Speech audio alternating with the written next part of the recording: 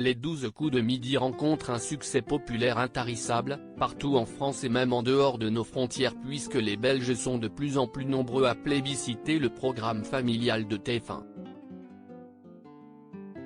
Que ce soit pour la personnalité de Jean-Luc Reichmann qui présente l'émission, ou l'ambiance générale du jeu, tous les ingrédients semblent être au rendez-vous pour créer un moment convivial.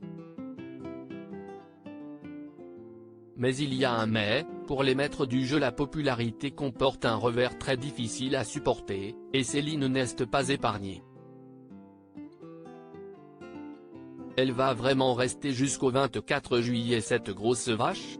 Après bientôt 100 participations à l'émission et une cagnotte qui ne cesse d'augmenter, celle qui est surnommée Queen Céline dans le jeu a réussi à s'attirer la sympathie d'une large partie du public. La jeune femme est suivie et encouragée par les fans des 12 coups de midi, mais connaît également la face sombre de la célébrité, surtout cachée derrière les réseaux sociaux.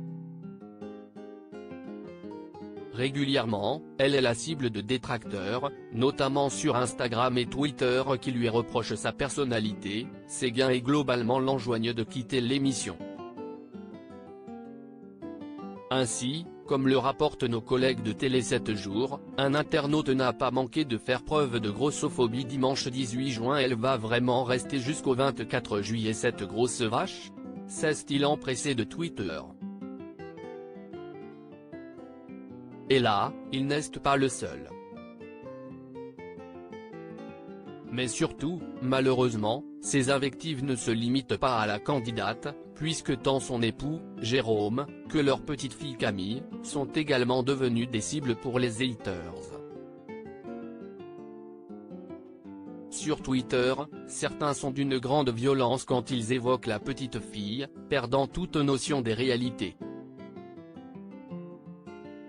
Céline, qui a déjà souffert de harcèlement scolaire, voit tristement son cauchemar se répéter sur sa fille.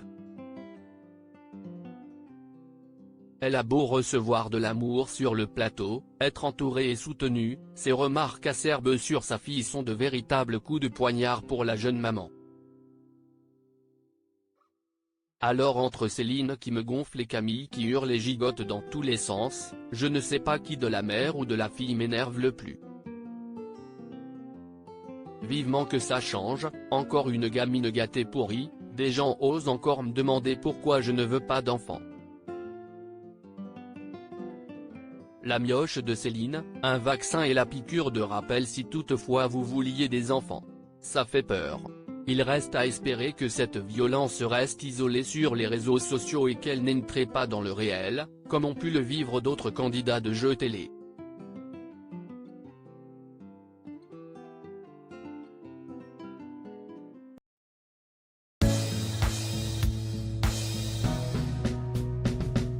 But there's all times through the rough times I